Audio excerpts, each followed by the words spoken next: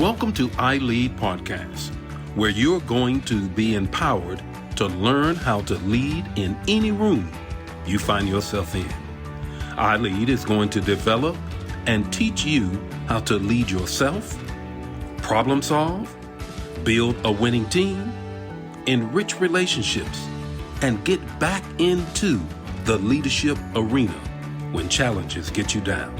Now, let's get ready to lead in any room you find yourself in.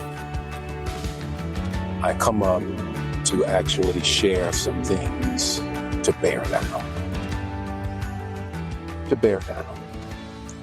And it is what it is. Let me say a couple of things, and then we'll share what the Lord has laid on my heart. Several years ago,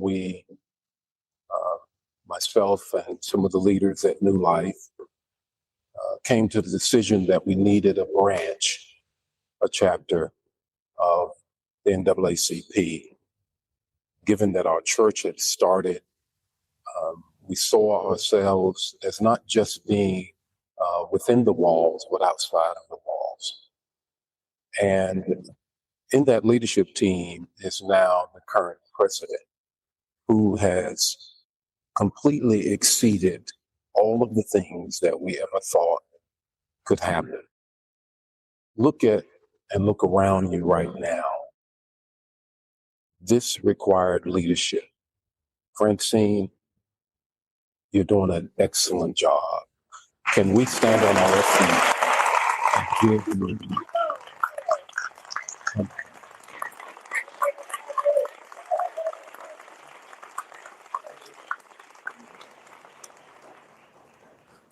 To all of the mayors, Mayor Roach, who is former Mayor Van Hook, and Mark, and all of the aldermen, all of the chiefs of police, all of you who are in leadership position in this community, I'm thankful and grateful that you were here. Here's some things that it's laid on my heart to share. The fierce urgency of now.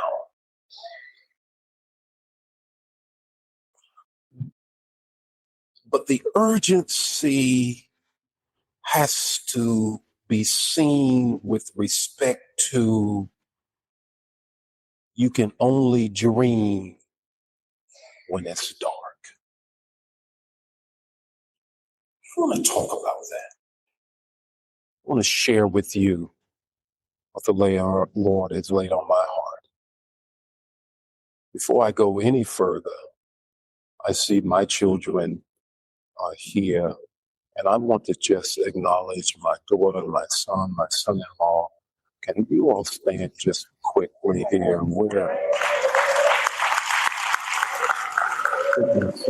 Step back.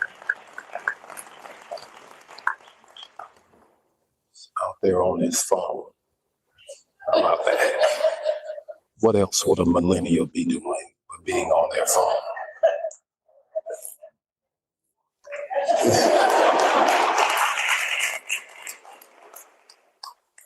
I also want to acknowledge one of the best churches, I can't say the only, out of respect to the awesome men and women of God in our community that lead congregations in a very excellent way.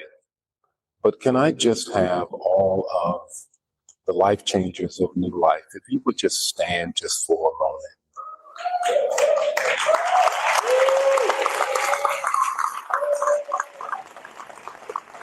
Thank you for being here. The fierce urgency of now. You can only dream when it's dark. In an interview speaking to the New York Times, the president said he believes the civil rights era protests resulted in white people being very badly treated.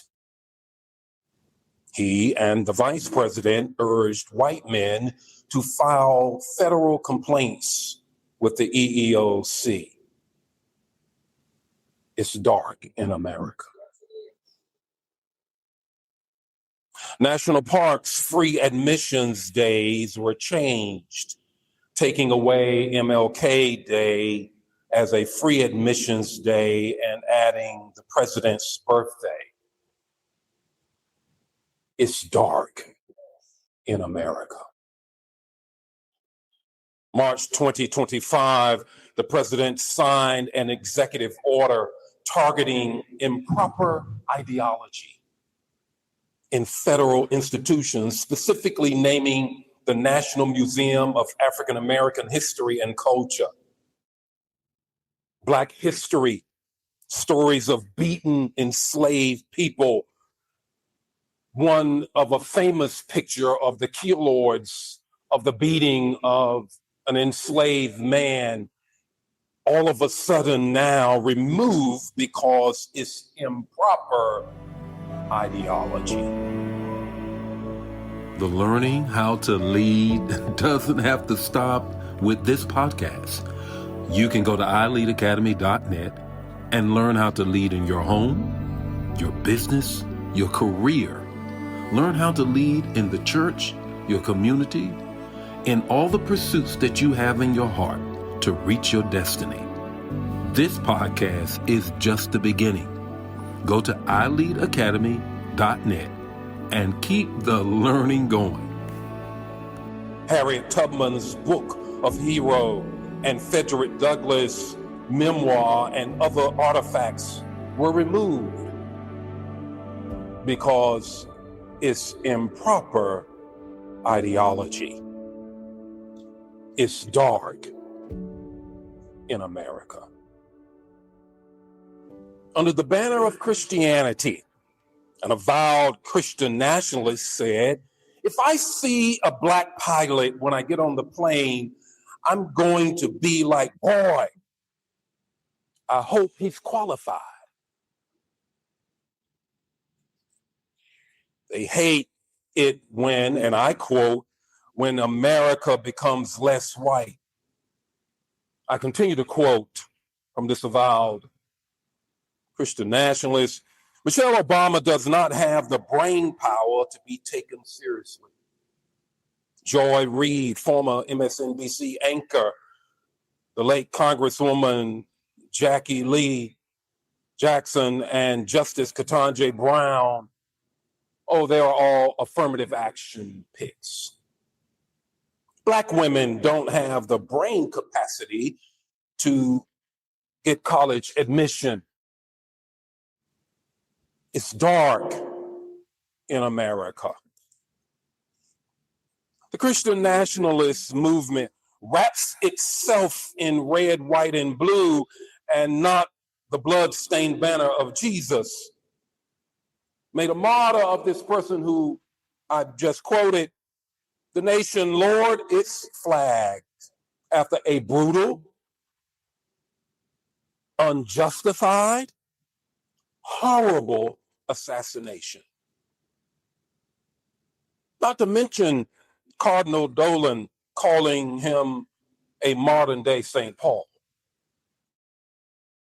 It's dark in America. Let me help you understand what it means when we began to so homogenize our religion into the red, white, and blue as if it is something that we must do. Let's call some things back from history when this was done.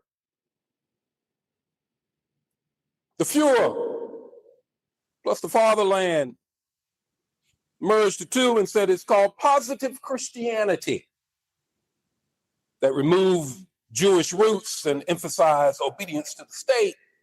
Christianity is framed as a synonym and synonymous with American identity. Political power is presented as God-ordained. Dissent is labeled as unpatriotic, unfaithful. The nation, when you pull Christian nationalism gather with red, white, and blue. The nation becomes sacred. God is used to bless power rather than judge it.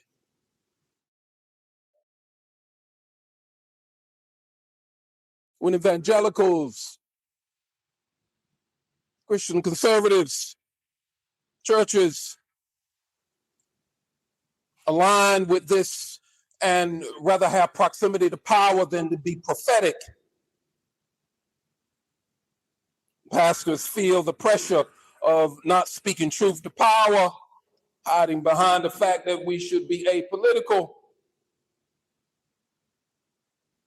When the church gains influence but loses independence, it ceases to be the church.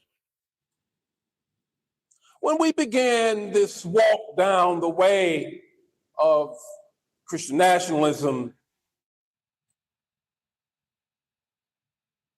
and wrap ourselves in that manner,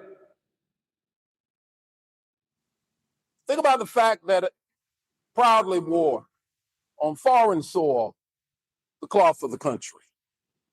Think about the fact, young captain on the dirt of the Republic of Korea on a remote assignment, coming out of my bachelor's non-commissioned officer quarters. They had moved the officers to this area. I got caught outside. If you're in the military, you know what I'm talking about. It's end of the duty day, and you know, it's not that you don't want to honor the flag. You just trying to get home.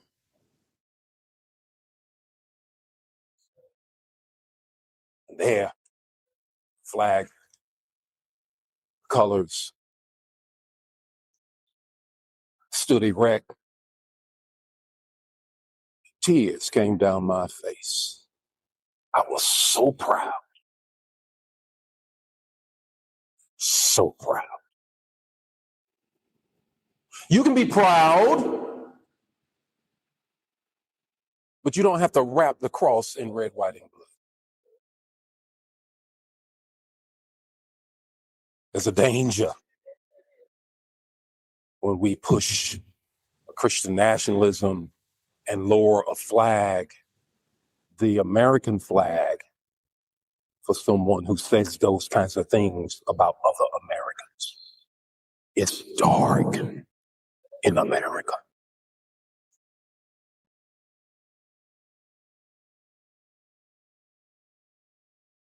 It's dark in America. When American citizens are stopped and arrested if they don't show their identification as being born in America. According to ProPublica, over 170 American citizens have been wrongly detained and their Fourth Amendment rights of due process trampled over. It's dark in America. There's a cry that says, we are a Christian nation. God forbid that a Christian pastor, as I would not want to live in a nation as such. But my mind goes back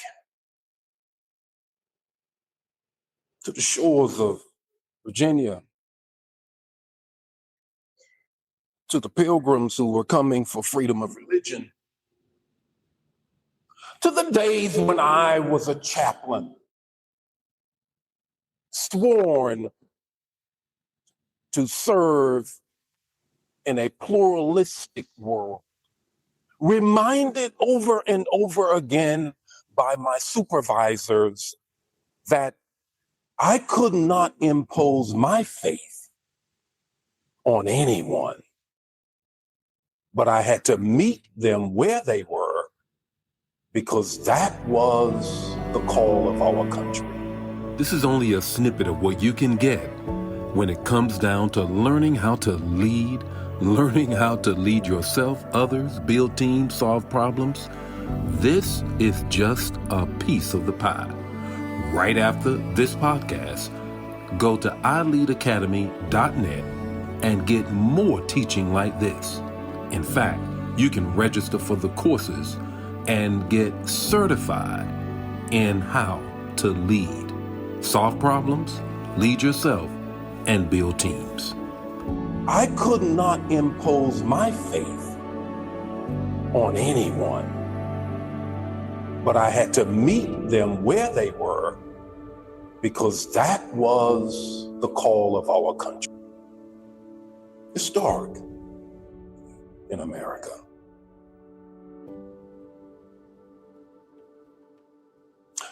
There are 36 or better scriptures that says, be kind to the foreigner because you were once one.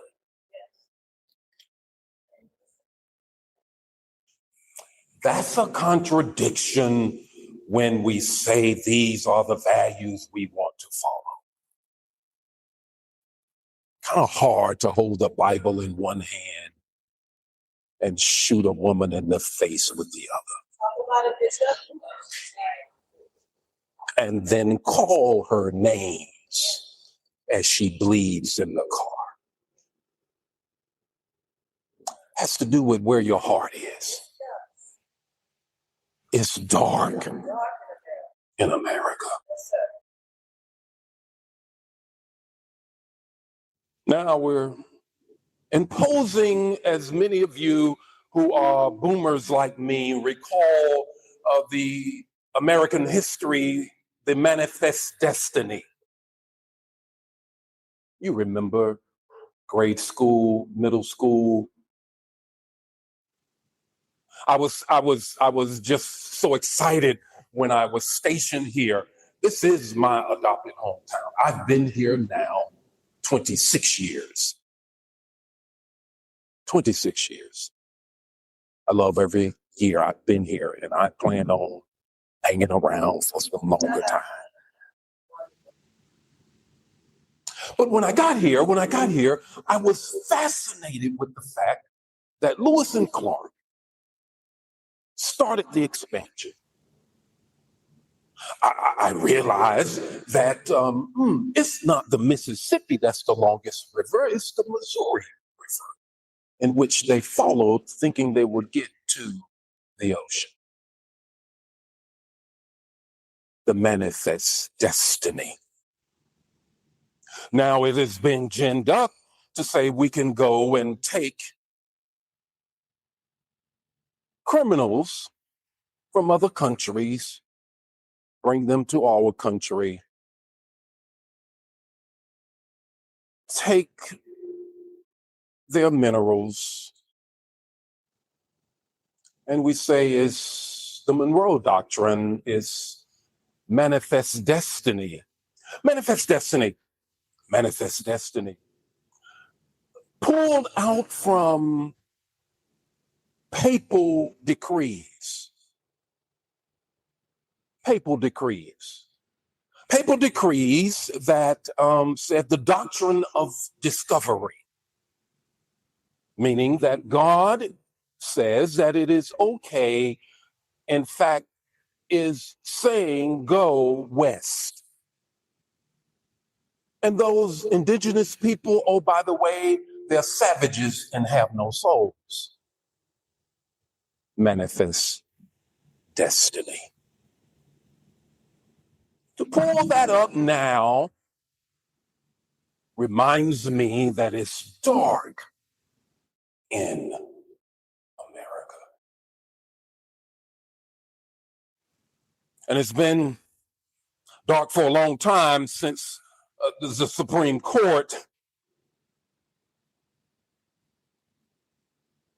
in the 15th century, when these papals came out, and then later the Supreme Court said this.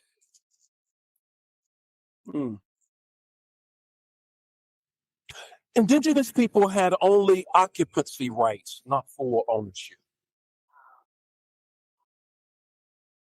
It's been dark in America for a long time. But what do we do about it? What do we do about turning DEI into a dirty word?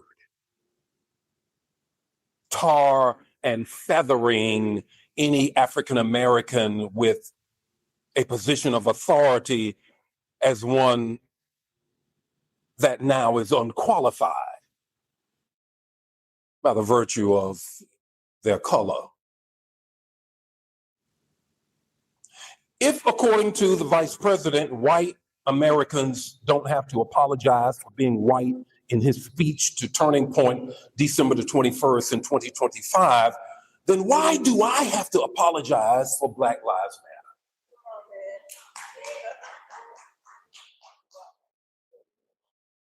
It's dark in America. What do we do about this? You can only dream when it's dark. Enslaved people push the country in 1619 to then push past and say, we the people includes all of us. The Voting Rights Act, which is going to be turned over by the Supreme Court, which is an extension of the Republican Party. I said it, and I'm not going to back away from it. Will be overturned, led by the Justice Thomas. It's dark in America. But Frederick Douglass, Sojourner Truth, Ida B. Wells reframed democracy as universal, not selective. Race relations became a thing when enslaved people said it includes all of us, not just white men who own property.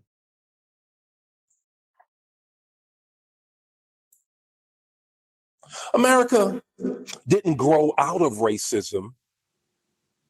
It was dragged out by the African Americans who says, I'm not going to take it any longer. The learning how to lead doesn't have to stop with this podcast. You can go to ileadacademy.net and learn how to lead in your home, your business, your career. Learn how to lead in the church, your community, in all the pursuits that you have in your heart to reach your destiny. This podcast is just the beginning. Go to ileadacademy.net and keep the learning going. Citizenship was expanded. The 14th Amendment, that amendment that's now being somehow or another being looked at again. Why? I thought we settled who were citizens.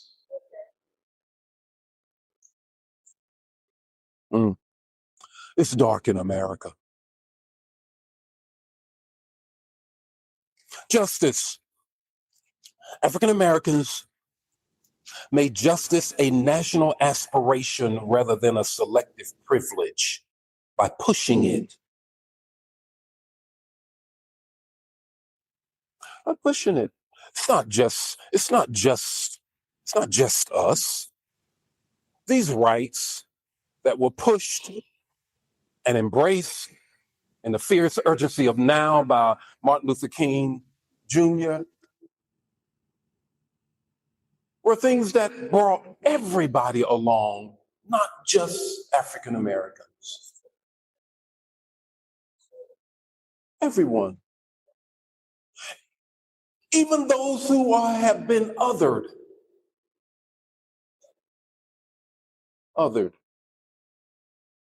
There's a power behind it when you other people. When you get to call them names. But what do we do?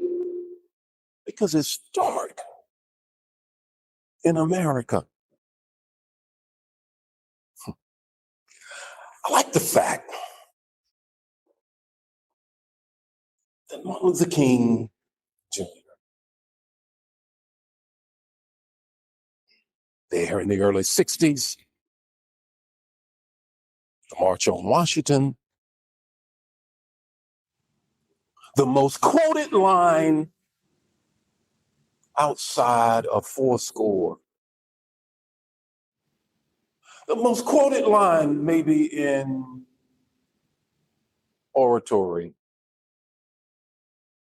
outside of the only thing you have to fear is fear itself.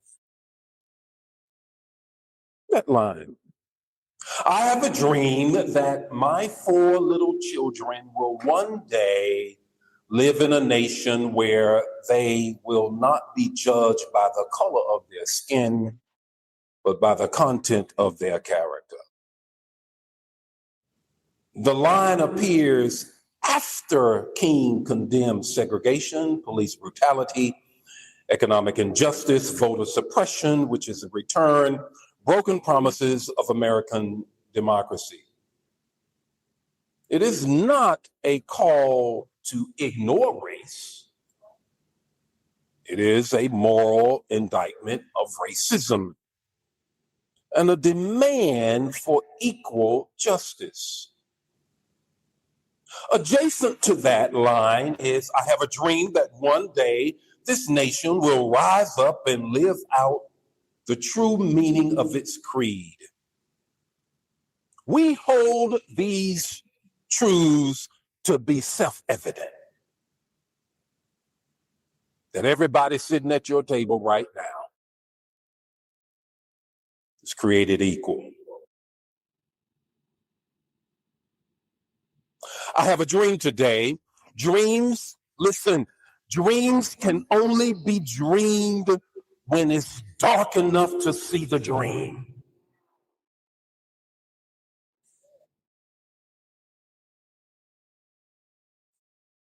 I dream best when it's dark. I dream best when it's dark outside. This is no time to get caught up into the dark. This is the time to get caught up into the dream. This is no time to get so preoccupied that we find ourselves bumping into furniture, into the Constitution that is laid out. This is no time for us to get caught up into all of these things that could cause us to stumble in the darkness. This is the time that we dream best.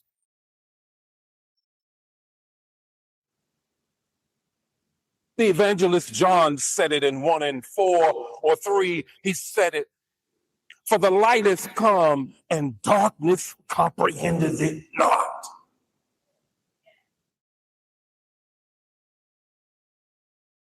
We, all of us, can dream right now. This is the time to dream.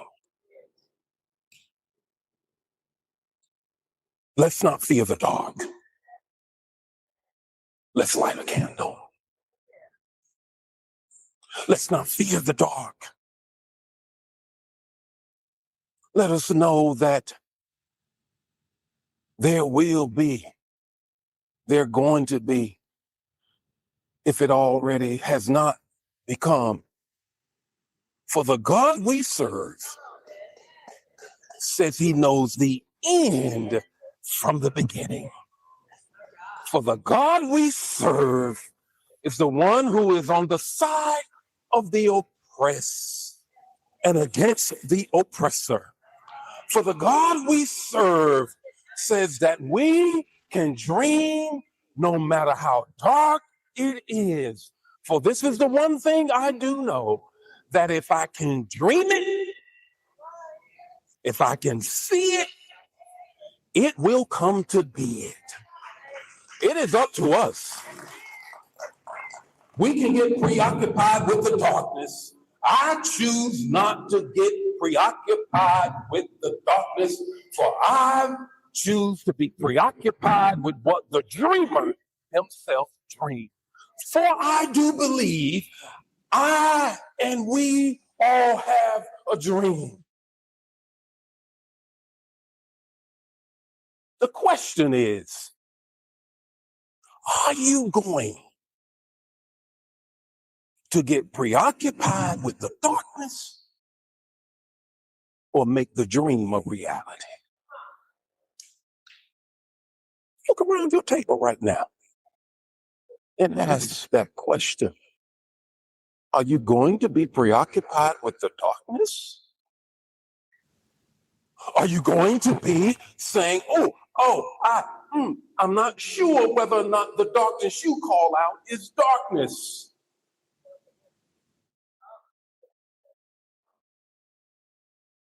But the fact remains this.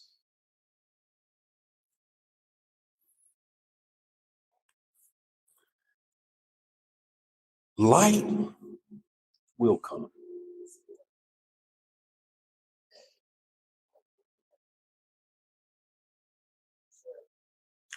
In serving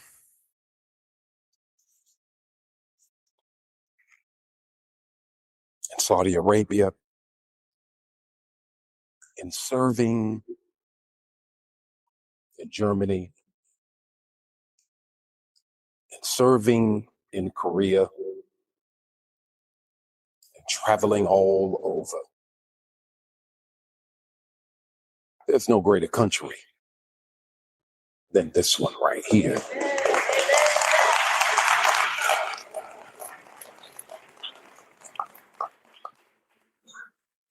And dark days, they come. But I refuse. Is there anybody in here that refuses to stop dreaming? Because this is the thing I know. If God is for us, who can be against us?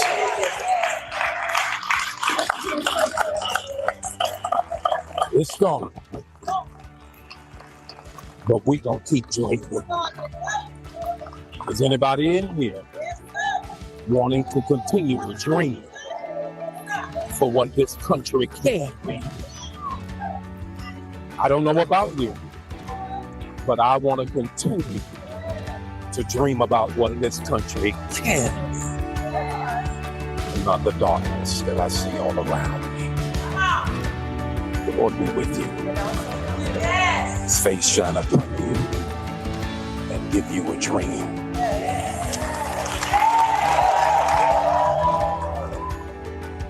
If you want more teaching like this to increase your ability to lead, to have influence, to make a difference, solve problems, build teams, and know who you are as a leader, then go to ileadacademy.net and get even more teaching like this.